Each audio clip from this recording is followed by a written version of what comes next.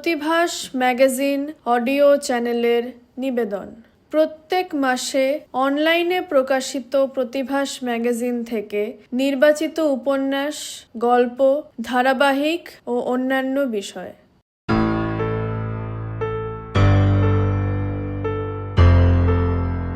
উপন্যাস অনন্ত জীবন, অধ্যায় 17।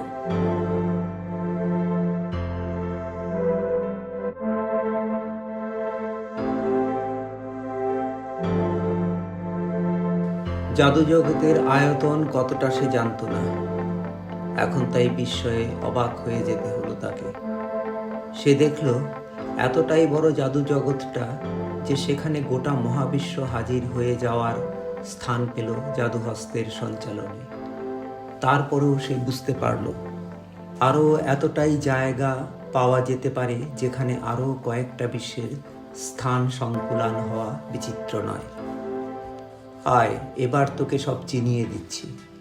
মনে রাখবি, আমি সমস্ত নাম ধাম ইত্যাদি জানাবো পৃথিবীতে যেভাবে তারা পরিচিত সেই নিয়ম মেনে। আমার কাছে যদিও তাদের পরিচয় অন্যরকম, সেসব তোকে জানাতে গেলে মুশকিলে পড়ে যাবি তুই। আমি এই মহাবিশ্বটার সমস্ত খবরাখবর জানলেও তোকে ঠিক ততটাই জানাবো যতটা পৃথিবীর মানুষ আজ পর্যন্ত জানতে পেরেছে।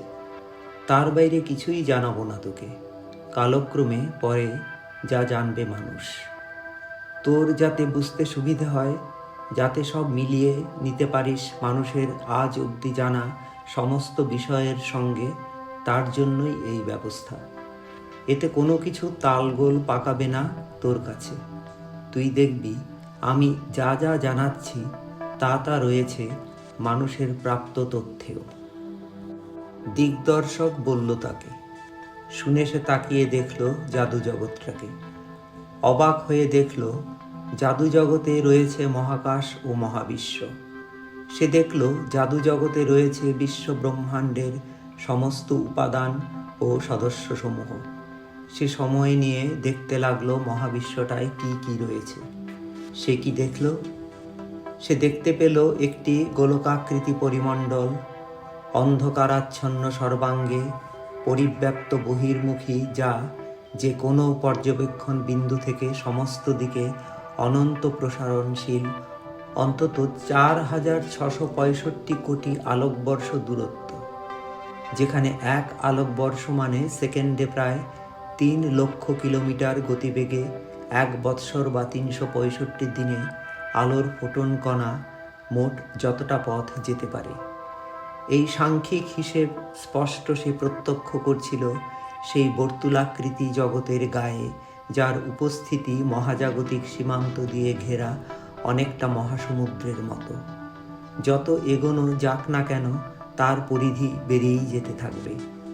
অন্য কথায়, সর্বদিকে অনির্দিষ্টভাবে ও গতিবেগে ধাবিত এই রহস্যমণ্ডিত অন্ধকার শূন্যতল প্রকৃতভাবেই সীমান্তবিহীন অথবা অনন্ত ব্যাখ্যাহীন কোনো মহাবিশ্বের একাংশ মাত্র, যাকে দেখা যাচ্ছে 12 থেকে 1300 কোটি আলোকবর্ষ পর্যন্ত, যেহেতু তারও পরবর্তী অঞ্চল থেকে আলো আর এসে পৌঁছতে পারছে না। আর এই দূরবর্তী অঞ্চলও ধাবিত, এবং যেহেতু আলোক সদৃশ কণিকার চূড়ান্ত গতিবেগ সম্পন্ন, তাই নাগাল বহির্ভূত। এই রহস্যময় শূন্যতলে কি আছে? সর্বব্যাপী কৃষ্ণতল বর্তুলের গায়ে রয়েছে নানা আকৃতি ও প্রকৃতি বিশিষ্ট দ্বীপ। এমন বহু দ্বীপের সমন্বয়ে একগুচ্ছ দ্বীপপুঞ্জ এবং আবার বেশ কিছু দ্বীপপুঞ্জ সমষ্টি।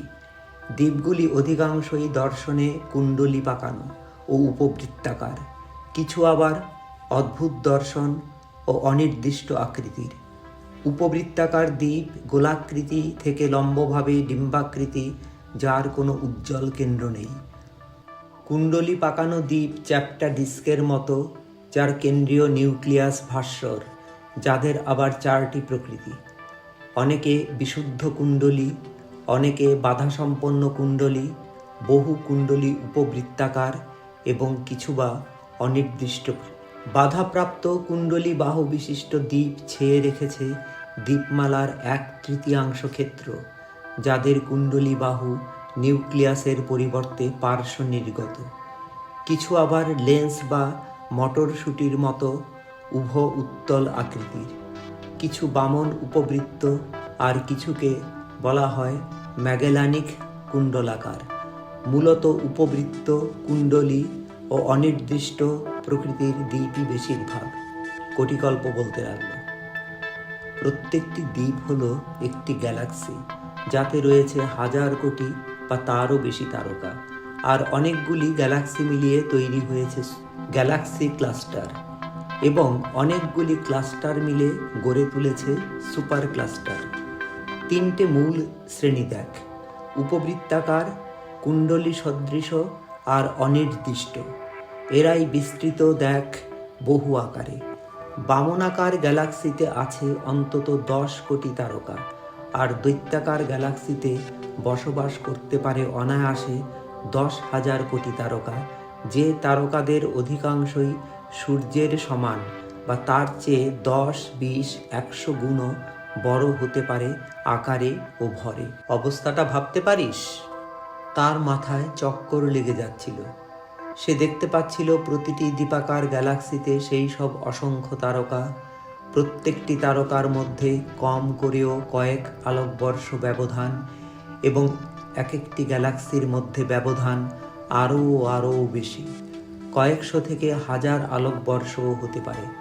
অর্থাৎ দুটি গ্যালাক্সির মধ্যে যদি ব্যবধান থাকে 100 আলোকবর্ষের, তো একটি থেকে অন্যটিতে যেতে আলোরই লেগে যাবে 100 বছর। এতটাই দূরে দূরে তাদের অবস্থান, আর তাই ঘৌরকৃষ্ণ বর্তুলের গোটা ব্যাপ্তিটাই বড়ই একা একা, ফাঁকা ফাঁকা। কোটিকল্প তাকে বোঝাতে লাগলো, এই যে সীমান্ত না জানা বর্তুলাকার কৃষ্ণক্ষেত্রটিকে দেখছিস, সেটি সময়ের বা কালের উপস্থিতিতে 4 মাত্রা বিশিষ্ট, যদিও শূন্যতলের রয়েছে 3টি মাত্রা: দৈর্ঘ্য, প্রস্থ ও গভীরতা বা উচ্চতা। এবং জেনে রাখ, এই বিশ্বক্ষেত্র 3 মাত্রাতেই সীমাবদ্ধ, যেহেতু সময়কে কেউ চালাতে পারে না বা সময়ের মধ্যে দিয়ে ভ্রমণ করতে অপারগ। সময় চলে নিজের খেয়ালে, নিজের নিয়মে, এবং সবাইকে সে চালায় একই দিকে। তবুও বিজ্ঞানীরা 5ম মাত্রার কথা ভেবেছেন, যাকে দেখা বা উপলব্ধি করা না গেলেও কল্পনা করা যায়, আর তা হলো মাইক্রো ডাইমেনশন। আবার অনেকেই ভেবে ফেলেছেন যে এই মহাবিশ্ব 10টি মাত্রায় প্রতিফলিত, যদিও কোনো প্রমাণ নেই। তার খাবি খাওয়ার মতো অবস্থা দেখে কোটিকল্প সহৃদয় গলায় বলল, আয়, তোকে আবার কিছু সংখ্যাতত্ত্ব বোঝাই। আমাদের সূর্য একটি মধ্যমানের ছোট তারকা। সে আছে ওই কুণ্ডলী পাকানো গ্যালাক্সিটার কেন্দ্র থেকে অনেকটা দূরে এক বাহুতে। এই গ্যালাক্সিটার নাম মিল্কি ওয়ে বা ছায়াপথ বা আকাশগঙ্গা। তাতে সর্বমোট তারকার সংখ্যা 1000 কোটি। উভতল লেন্সের মতো গ্যালাক্সিগুলোকে দেখ, কেন্দ্র ঘিরে তাদের থালা সদৃশ গঠনে রয়েছে ধুলোর পথ, এবং নেই কোনো তারকা সৃষ্টির অঞ্চল। আবার বামনাকৃতি উপবৃত্তাকার গ্যালাক্সিগুলিকে দেখ, আছে সবাই গ্যালাক্সি ক্লাস্টার বা গুচ্ছের কেন্দ্রস্থলে। অনির্দিষ্ট গ্যালাক্সিগুলির দেখ কোনো নির্দিষ্ট কুণ্ডলী বা উপবৃত্তাকার অংশ নেই, তারা অদ্ভুত গঠনের। আর ওই বিশাল গ্যালাক্সিটার নাম লার্জ ম্যাগেলানিক ক্লাউড। তার কুণ্ডলী আবার অন্য ধাঁচের, এবং ওই দেখ প্রায় তারই মতো চেহারার স্মল ম্যাগেলানিক ক্লাউড গ্যালাক্সি। কুণ্ডলী গ্যালাক্সির বাইরের বাহুতে রয়েছে নবীন তারকারা, আর ভিতরের দিকের বাহুতে পুরনো তারার দল। মিল্কি ওয়ে গ্যালাক্সির কাছাকাছি গ্যালাক্সিগুলি কি দেখ। এটি হলো অতি ঘন ক্যানিস মেজর। এটি স্যাজিটেরিয়াস বামন উপবৃত্তাকার। কাছেই আছে লার্জ ও স্মল ম্যাগেলানিক ক্লাউড আর অ্যান্ড্রোমিডা। অতি ত্রিকোণাকৃতি গ্যালাক্সি, এর নাম সিগার গ্যালাক্সি। এটি সমব্রেরো, এর নাম ম্যাগেলানিক ক্লাউড, আর এটি হলো ট্রায়াঙ্গুলাম।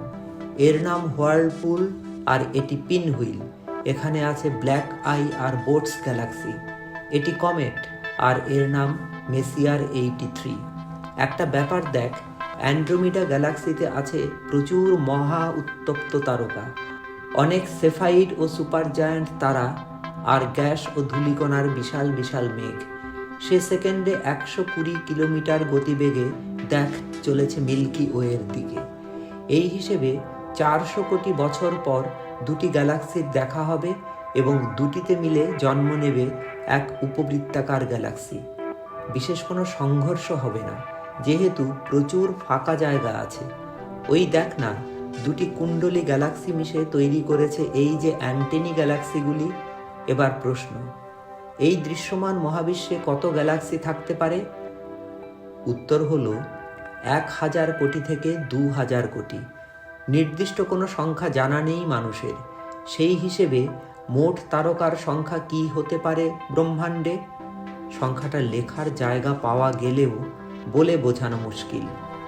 2-এর পর 21টি শূন্য বসালে যা হতে পারে সেটাই হচ্ছে দৃশ্যমান এই মহাবিশ্বে মোট তারকার সংখ্যা। কথায় বলতে পারিস 20 কোটি কোটি কোটি। এবার বলি শোন, গ্যালাক্সিগুলি তাদের ক্লাস্টারে বা ক্লাস্টারগুলি সুপার ক্লাস্টারে জুড়ে আছে কিসের টানে? সেটা হলো মহাকর্ষ বল। এখানে এসে কনস্টেলেশন বা তারকাপুঞ্জের কথাও তোকে জানিয়ে রাখছি। সে কিন্তু গ্যালাক্সি নয়, একগুচ্ছ তারকা যারা একত্র হয়ে একটি বিশেষ চেহারা ফুটিয়ে তুলেছে আকাশের গায়ে, যা পৃথিবী থেকে দেখে মানুষ। এরা সবাই মিল্কি ওয়েতেই রয়েছে। যেমন শিকারীর চেহারায় কালপুরুষ বা ওরিয়ন, উত্তর মেরুতে ডব্লিউ চেহারার ক্যাসিওপিয়া। গল্প জানিস তার? গ্রিক পুরাণের গল্প। ক্যাসিওপিয়া ছিল সম্রাজ্ঞী, খুব দম্ভ তার রূপের, আর বলে বেড়াতো যে সমুদ্র কন্যাদের চেয়েও সে বেশি সুন্দরী। তাই শুনে সমুদ্রের দেবতা পসাইডনের খুব রাগ হয়, আর সে সমুদ্র দানব সিটাসকে পাঠায় তার রাজ্য ধ্বংস করার জন্য।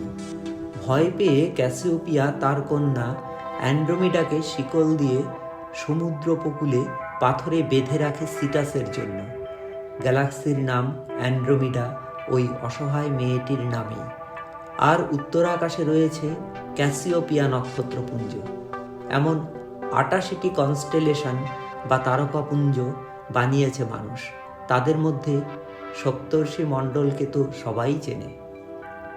একটু থামলো কোটি গল্প, তাকে খানিকটা ভাববার সুযোগ দিয়ে আবার বলতে লাগলো, তাহলে এত কথা শুনে আর গোটা মহাবিশ্বটাকে চোখের সামনে বর্তমান দেখে কি বুঝতে পারলি? গ্যালাক্সিগুলি হলো মহাবিশ্বের গাঠনিক খণ্ড এবং ক্লাস্টার ও সুপার ক্লাস্টার মিলে গোটা কাঠামো বানিয়ে দিয়েছে। একটি ক্লাস্টারে রয়েছে 100 থেকে 1000 গ্যালাক্সি, যারা মহাকর্ষ বলে পরস্পর আকৃষ্ট ও অটুট এবং যাদের মোট ভর হলো সূর্যের ভরের সঙ্গে 14 বা 15টি শূন্য বসালে যত হবে তত। এমনিতে দেখ, মিল্কি ওয়ে গ্যালাক্সি কোনো ক্লাস্টারে নেই। সমস্ত গ্যালাক্সিকে যে কোনো ক্লাস্টারে থাকতে হবেই এমনটাও নয়, কেউ কেউ থাকতে পারে কোনো দলে। অনেকে মনে করে যে মিল্কি ওয়ে রয়েছে তেমনই এক দলে। কেউ বলে যে সে হলো বার্গ সুপার ক্লাস্টারের একাংশ। ওই দেখ তাকে, একটু বিভ্রান্তিকর তার অবস্থান। এখন মনে করা হচ্ছে মিল্কি ওয়ে হলো ল্যানিয়াকিয়া সুপার ক্লাস্টারের অন্তর্গত, যাতে আছে 5,50,000 গ্যালাক্সি, যার অন্য নাম কোমা ওয়াল। এটি বৃহত্তম এক সুপার ক্লাস্টার। আরও 2-1টি কথা মিল্কি ওয়ে সম্পর্কে বলি। এখানে আছে ততটাই ভর, একের পর 18টি শূন্য বসালে যতটা সূর্য ভর হয় তার সমান। আর রয়েছে একটি গ্লোবিউলার ক্লাস্টার 1 লক্ষ সৌর ভরের সমান, যার তুলনায় গ্যালাক্সির সমগ্র ভর 1 কোটি গুণ বেশি। কোটি গল্প বর্ণনা থামালো, আর সে স্বপ্নাচ্ছন্ন অথচ সজাগ চোখ মেলে ত্রিমাত্রাধীন কৃষ্ণকায় অনন্ত বর্তুল ও তার স্থানে স্থানে উপস্থিত নানা জাতীয় পদার্থ ও বস্তুকণা সম্মেলন সমৃদ্ধ দ্বীপ, দ্বীপপুঞ্জ ও মহাদ্বীপ পুঞ্জগুচ্ছ সদৃশ গ্যালাক্সি, ক্লাস্টার ও সুপার ক্লাস্টারগুলি এবং তাদের গতিবিধি, চরিত্র, চেহারা দেখতে লাগলো। প্রশ্ন ভুলে গেল এই মহাবিশ্ব দর্শনে ব্যস্ত থেকে, যেহেতু তাকে আগেই বলে রাখা হয়েছিল প্রাসঙ্গিক বিষয়ে।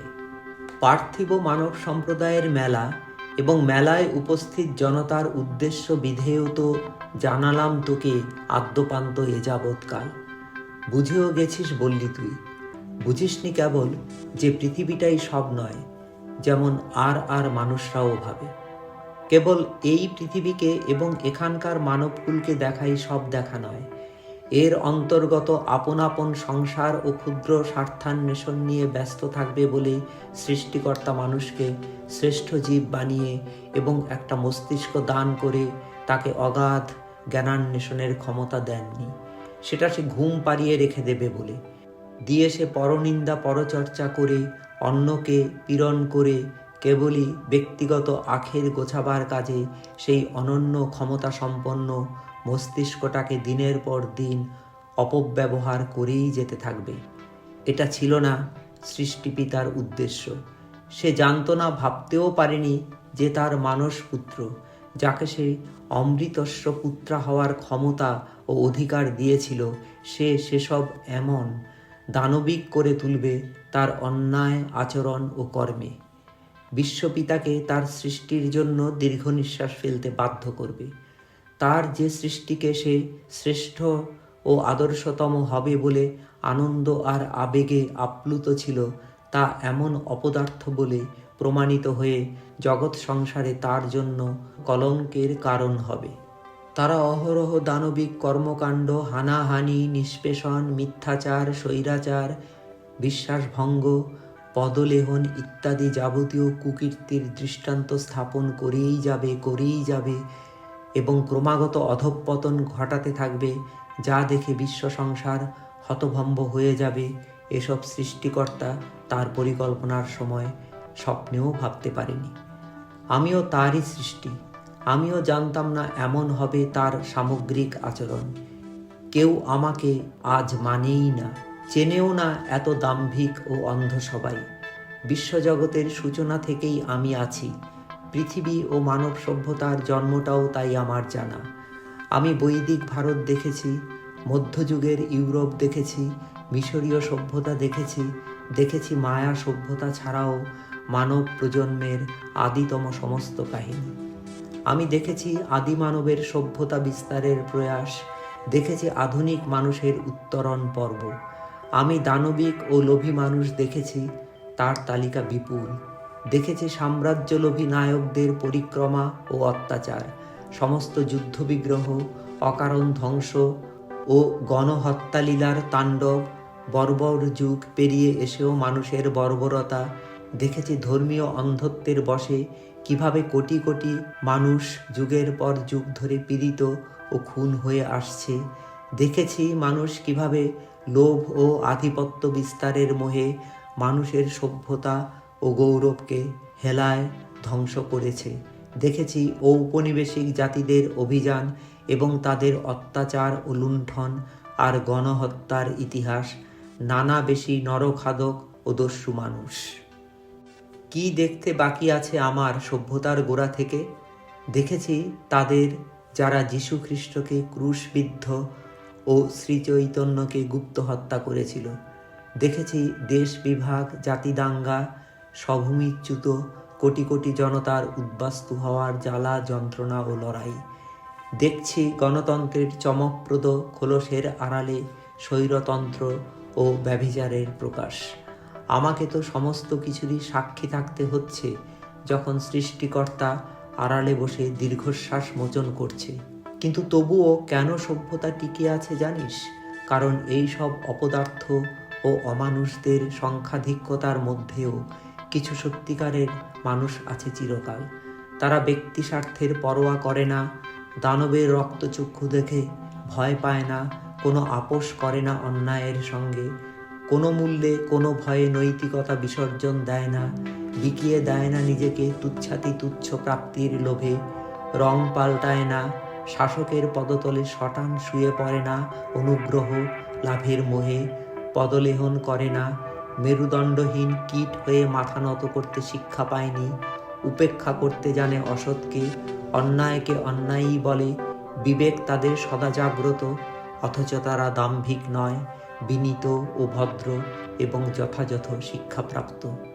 তাদের যশ খ্যাতির মোহনে জননেতা বা জনবরেণ্য হতে চায় না, কিন্তু জনতা তবুও তাদের চিনে ফেলে একদিন, তাদের জীবদ্দশাতে না হলেও, এবং তারা স্বেচ্ছায় না চাইলেও অনন্ত জীবন পেয়ে যায় আর যথার্থই অমর ব্যক্তি। চিরকাল মানুষ প্রজন্মান্তরে শ্রদ্ধাবনত থাকে তাদের জন্য। তারাই বিশ্বপিতার কাঙ্ক্ষিত সন্তান, সৃষ্টিকর্তার আদরের সেই অমৃতস্ব পুত্রা, এবং তুচ্ছ আপাত দৃষ্টিতে মনে হলেও এতই তাদের ভিতরে সুপ্ত থাকে ক্ষমতা ও প্রাণশক্তি যে শত দানব দানবীর উৎপীড়ন বা দমন নীতিও তাদের থামাতে পারে না। তারা অনায়াসে তাদের অমরত্বের মাধুর্য দিয়ে সহস্র দানব দানবী বা স্বৈরাচারী শাসককে ও তার নিষ্পেষণকে নস্যাৎ করে দিয়ে লক্ষ জনতাকে প্রভাবিত করে ফেলতে পারে। এমন একজন সার্থক মানুষ ম্লান করে দেয় কোটি জনের অন্যায়কে, এবং এর জন্যই সভ্যতা টিকে আছে। তারা আমাকেও চিনতে পারে যেমন তুই চিনেছিস। তোর মতো আরও কিছু মানুষকে আমি জানি যারা তোর মতোই আমার হাত ধরতে পেরেছে এখনও। আমি তাদের কাছেও নিজেকে জানিয়ে দিয়েছি, যেমন করেছি তোর ক্ষেত্রে। আমাকে বশে রাখার অধিকারও দিয়ে দিয়েছি সানন্দে, যেমন দিতাম আগেও ওই সব যথার্থ মানুষদের কাছে। তারাও কিন্তু কম নয় কিছু, সবাই স্বনামধন্য, যেহেতু অমরত্ব পেয়ে গেছে জনসমুদ্রে কোনো না কোনো মানসিক কার্যকলাপের জন্য। কারা এই সব মহামানব তা কি আর বলে দিতে হবে? তারা সবাই অমৃতস্ব পুত্রা, সৃষ্টিপিতার গৌরব, আদিযুগ থেকে এখনও তারা বর্তমান। কিন্তু এতক্ষণ একটানা কথা বলার পর কটিকল্প থেমেছিল, তার শোনার ক্ষমতাকে একটু বিশ্রাম দিতে। সে শুনছিল সব তন্ময় হয়ে। কথা থামলে পরও কিছু না বলে তাকিয়েই ছিল, আরও শোনার আগ্রহ চোখে নেই। কিন্তু মানুষ বা জীবকুলকে দেখাই তো সব দেখা নয়। সব দেখা নয় যদি কেবল পৃথিবীটাকেই দেখিস। তুই তো বললি ব্রহ্ম সর্বত্র বিরাজমান, সে পার্থিব জীব ছাড়া জড় বস্তুতেও আছে, তুই জেনেছিস। জাদু জগতে দেখেছিস এতকাল সেই মানুষের মেলাকে, কিন্তু ব্রহ্ম যেহেতু জীব ছাড়া জড় বস্তুতেও বিদ্যমান, সেই সব জড় বস্তুর মেলাটাকেও তোর দেখা উচিত, তাদের জীবনযাপন ও কার্যকলাপ। কেবল পৃথিবীটাতে আছে তারা এমন নয়, আছে গোটা বিশ্বজগৎ জুড়ে। জাদু জগতে তাই সমগ্র ব্রহ্মাণ্ডটাকে নিয়ে এলাম। দেখ বিশ্বজগতের গ্রহ, তারকা, গ্যালাক্সি ও অন্য সব বৈচিত্র্যময় জড়বস্তুর আচার ও আচরণ, উদ্দেশ্য বিদেহ, জীবনযাপন। দেখ ব্রহ্মাণ্ডের সমস্ত বস্তুকণার চলনে বলনে ব্রহ্ম কিভাবে তার উপস্থিতি জানায়। দেখ ব্রহ্মাণ্ডের সমস্ত বস্তুকণার চলনে বলনে ব্রহ্ম কিভাবে তার উপস্থিতি জানায়। দেখ এবার জাদুজগতে বিশ্ব ব্রহ্মাণ্ডের জড়বস্তু সমুদয়ের মেলা। দেখলিও সব এতক্ষণে অনেক কিছু, কিভাবে চলছে মহাজাগতিক মেলাতে জড়বস্তুরা, কিভাবে করছে জীবনযাপন দেখলি আর শুনলি।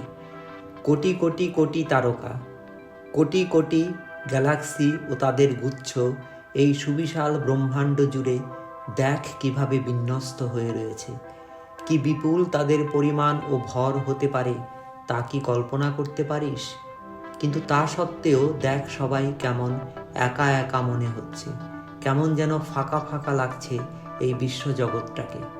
এত এত হাজার হাজার লক্ষ লক্ষ কোটি কোটি বিপুলায়তন তারকা, গ্রহ, গ্যালাক্সি, ধূমকেতু ইত্যাদি ভর সমৃদ্ধ হওয়া সত্ত্বেও দেখ কত এবং কি বিশাল কৃষ্ণ অন্ধকার বিরাজমান তারকায় তারকায়, গ্যালাক্সিতে গ্যালাক্সিতে, অন্য কথায় দৃশ্যবস্তু ও পদার্থ সমূহের মধ্যে।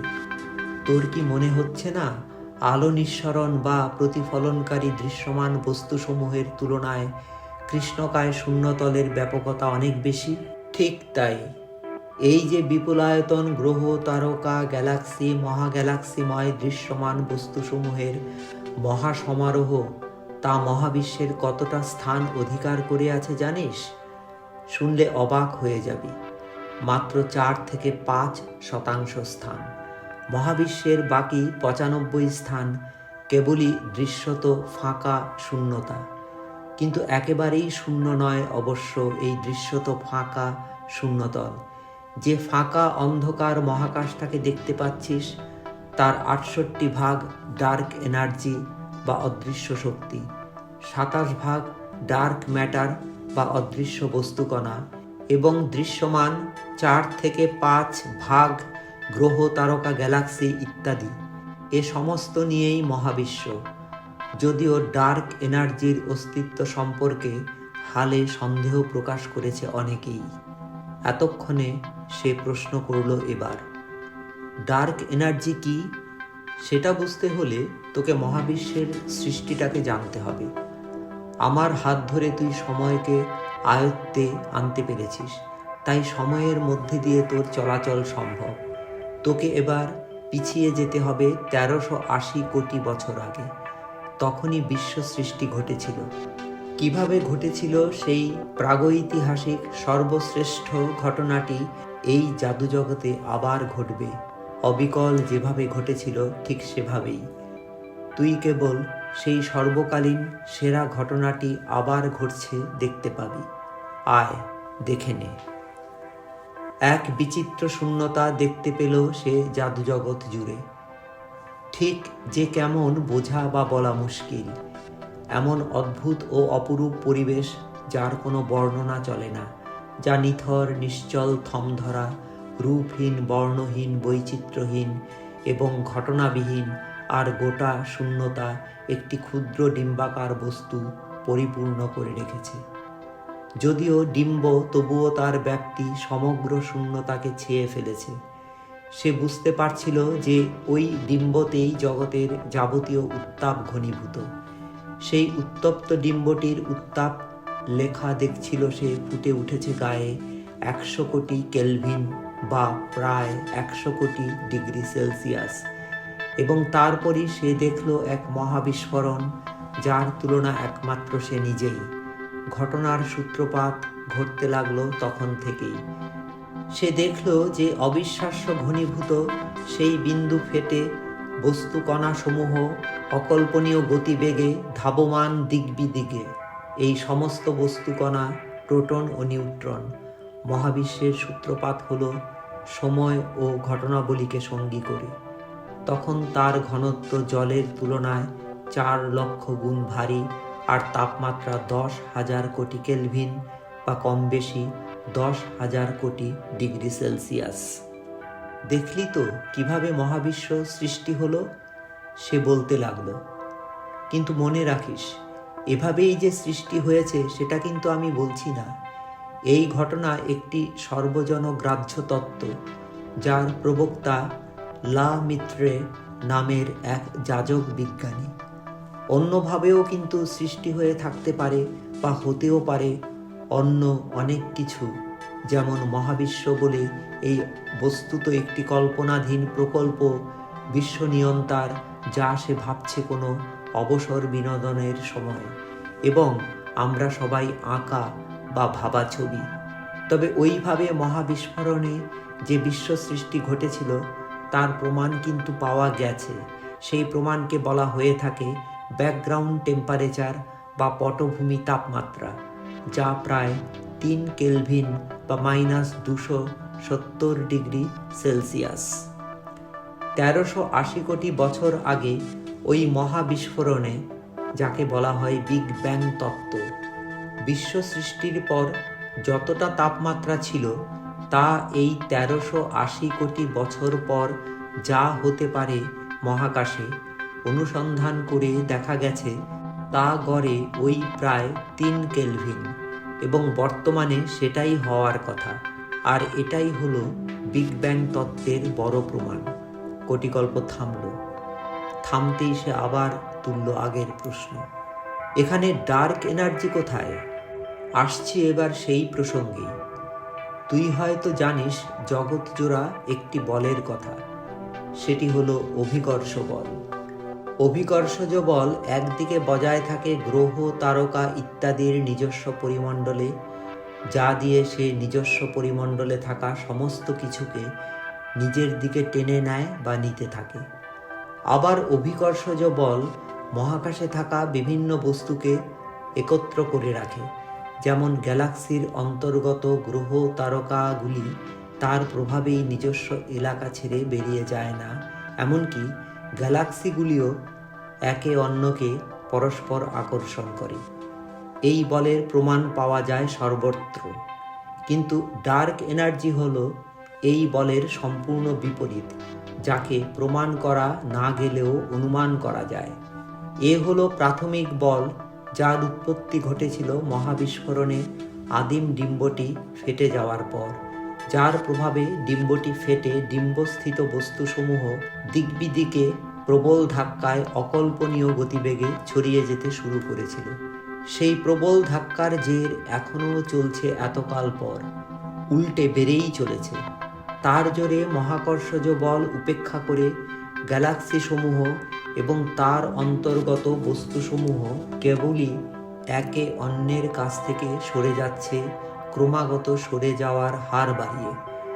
যে যত দূরে তার সরে যাওয়ার গতিবেগ তত বেশি, এবং এই হিসেবে পৃথিবীর সাপেক্ষেই মনে কর 1380 কোটি আলোকবর্ষ দূরের কোনো গ্যালাক্সি বা বস্তু সরে যাচ্ছে আলোর গতিবেগ প্রাপ্ত হয়ে।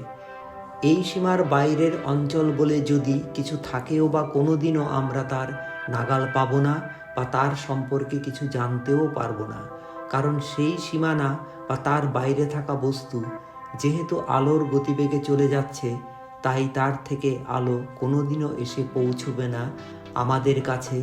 আর আলো না এলে কোনো বস্তু থেকে তার সম্পর্কে কিছু জানবো কি করে?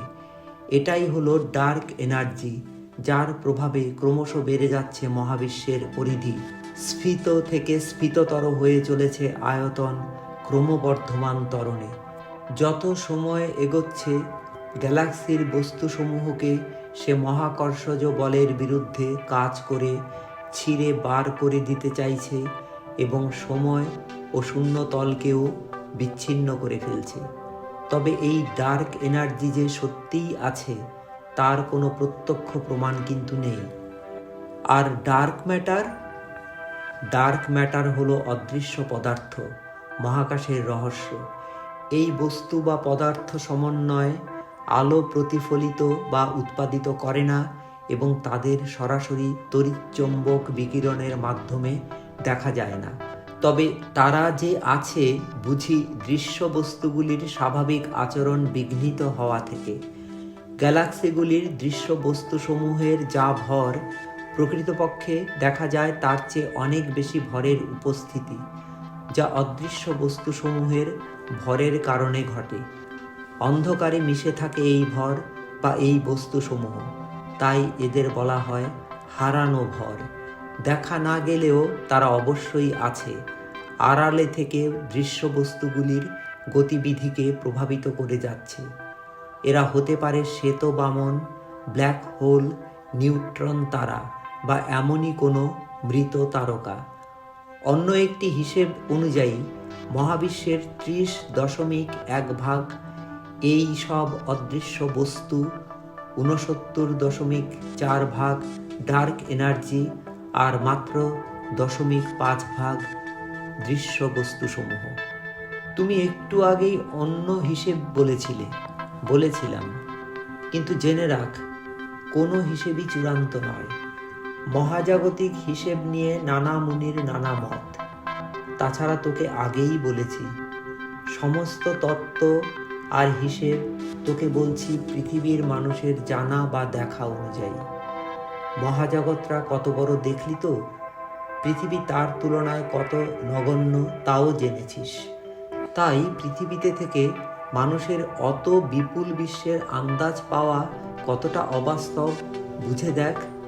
মানুষের সমস্ত দেখা বা জানা গরমিল হয়ে যেতে বাধ্য যে কোনো সময়ে। জাদু জগতে উপস্থাপিত মহাবিশ্বটাকে দেখতে লাগলো সে মনোযোগ দিয়ে।